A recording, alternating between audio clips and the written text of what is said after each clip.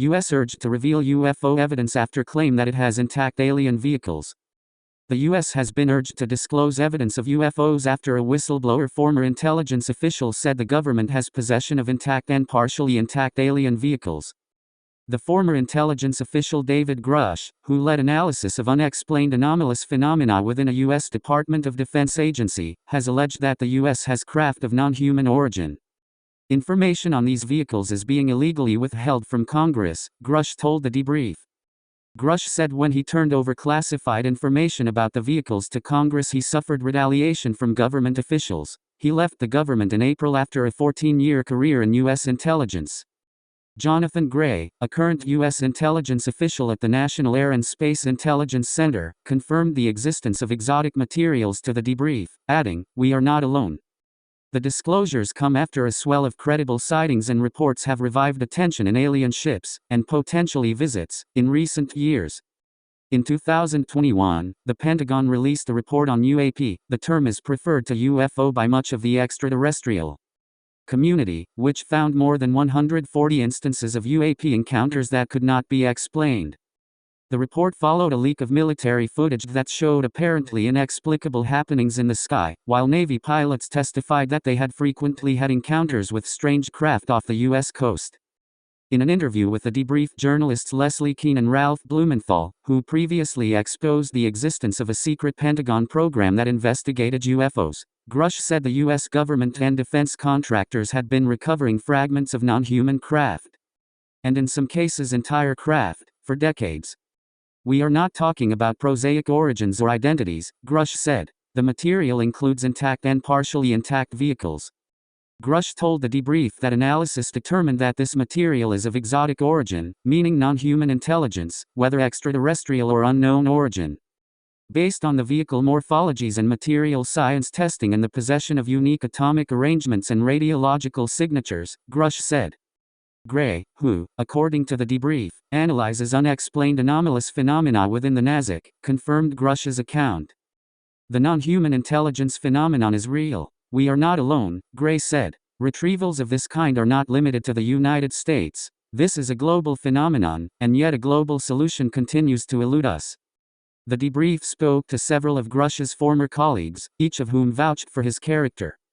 Carly Nell, a retired Army colonel, said Grush was beyond reproach. In a 2022 performance review seen by the debrief, Grush was described as an officer with the strongest possible moral compass.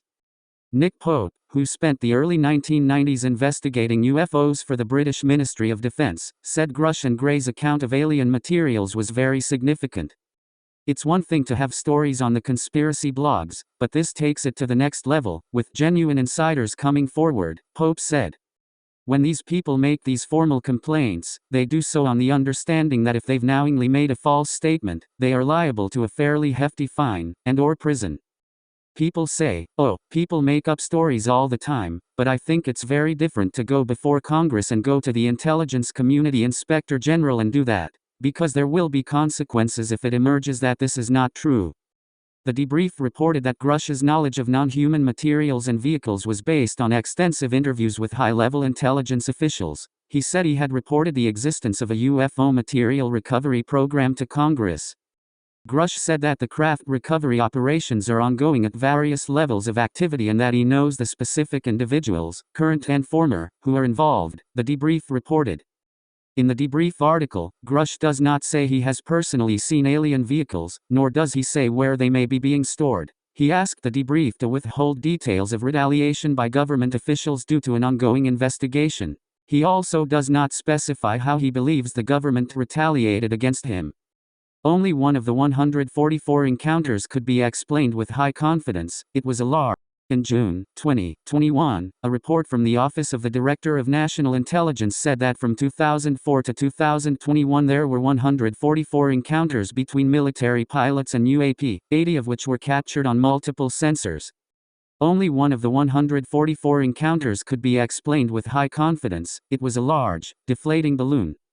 Following increased interest from the public and some U.S. senators, the Pentagon established the All-Domain Anomaly Resolution Office, charged with tracking UAP, in July 2022. In December last year, the office said it had received several hundred new reports, but no evidence so far of alien life.